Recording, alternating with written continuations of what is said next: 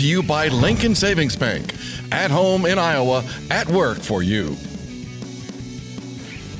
We kick off week one with UNI head football coach Mark Farley as the UNI Panthers get ready for the season opener at Air Force as they head out to Falcon Stadium in the Rocky Mountains.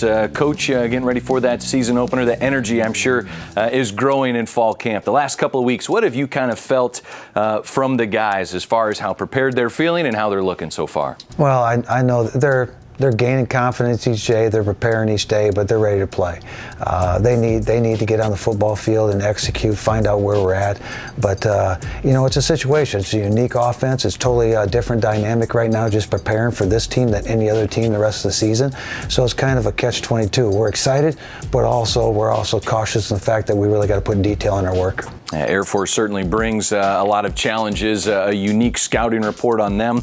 Looking at your Panthers overall, though, the leadership that you've seen so far through fall camp, a lot of returners back, some transfers that have some experience elsewhere. What have you seen from a leadership standpoint? I feel really good about it because even the captains that they chose represent who I would say is UNI football, and that's Nick Ellis, Sorensen, and Cuvalier, along with Sept, Quan, and Dom. I mean, those are 6 excellent captains, all respected positions, and all have experience as well. All right, we're going to take a look at the Air Force Falcons in just a little bit. Right now, we're going to preview that UNI offense. Theo Day winning that starting quarterback spot. What did you see from him through fall camp and maybe even this past summer for him to regain that starting role? Well, I thought I saw his confidence grow. I think last year, of course, he had only gotten here about a month maybe before he played in the first game. Now he's more acquainted with what we're doing and the people and surroundings.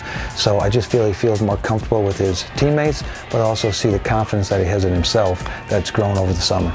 In the backfield next to Theo, Dom Williams, you mentioned one of your captains. You also have Vance McShane, a running back, and some really talented youthful running backs that provide a good complement. Well, we have a good skill set there. I mean, Dom and Quan are both coming back, very quick players for us. Dion, another dynamic football player for us. The addition, you throw Logan Wolf back into the mix and Sergio from last year. I mean, you have some guys that you can go to, and I'll even throw at Alex Allen at tight end. He's really had a great camp as well. So I feel comfortable that he's got the weapons around him to really enhance his ability.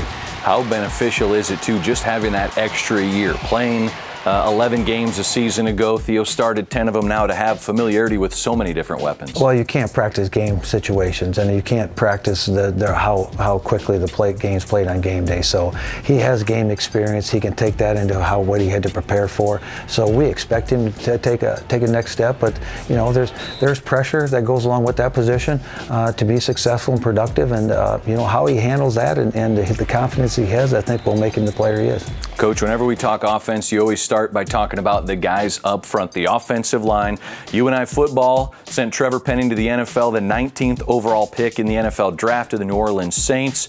Plenty of returners coming back, though. Where do you see the gel in that offensive line so far? Well, the experience there stands out because you have Piney and Ellis and Sorensen, three guys that have been in our program for not just 3 years, 4 to 5 years sometimes in some cases. And then you're going to have the additional Jared Penning, who was a starter from last year. So expectations of what I expect from that unit is very high just because of the experience and the production they've had in the past.